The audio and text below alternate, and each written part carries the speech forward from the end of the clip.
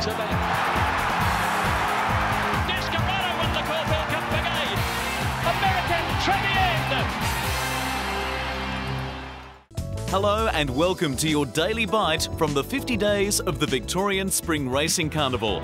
And in the aftermath of a magnificent Tats Cox Plate Day at Moonee Valley, there are two questions to be answered. Did we see perhaps the greatest ride in the history of the plate? Pinker getting into the clear. And have the French got the Emirates Melbourne Cup all parcelled up? But before we answer those, we're catching up with Cox Plate winning trainer Greg Urell the morning after the race before.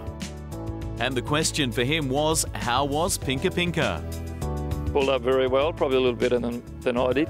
Pinker was a $26 upset winner of the plate, and in the immediate moments after the race, Urell's emotions were on clear display. It's hard to absorb at the moment. Yeah, it's really got to me. It's a great experience. Sunday morning saw the composure that has marked his outstanding career as a horseman, representing Australia at an Olympic Games and training one of the most popular horses of the last decade, the baldy-faced sprinter Apache Cat.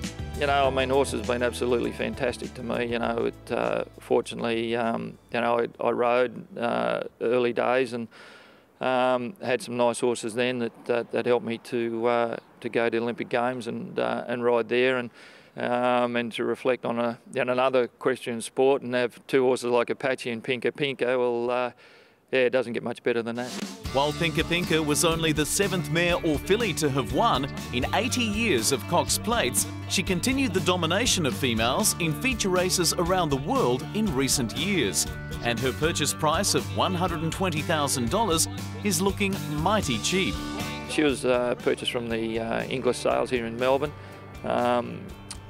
David and Carol, who of course own her, were at the sales and having a look around at the yearlings, and David only informed me last night that he really didn't have any intentions in buying anything at the sales that year, and he'd run into a couple of breeders and they said they'd had a few yearlings there that they'd like him to have a look at, and David had a look, and then I was wandering around and running into David, and he said, "Oh look, you can go and have a look at these horses for me," and we did and come back, and I said, "Well, I really like the filly, the reset filly," and so he said, "Oh good," he said, I'll try and buy her, so yeah, it went on from there.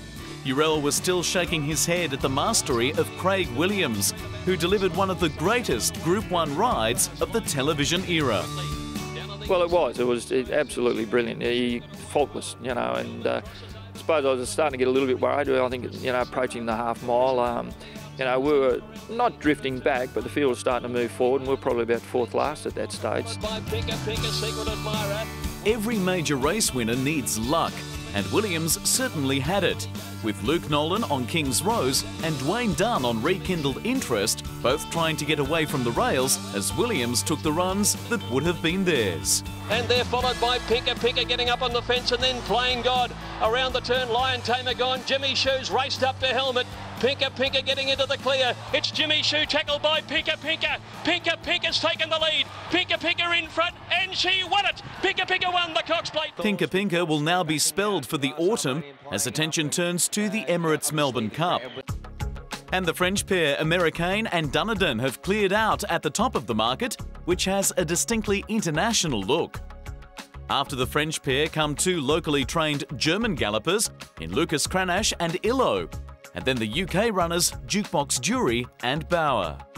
Americain's win over New Zealand-bred Tullamore and Illo in the Drake International Moonee Valley Cup pressed home the fact that none of the top dozen horses in Melbourne Cup betting began their racing careers in Australia. And for our last word on the Valley meeting, naturally, we return to the 15 out of 15 champion sprinter, Black Caviar.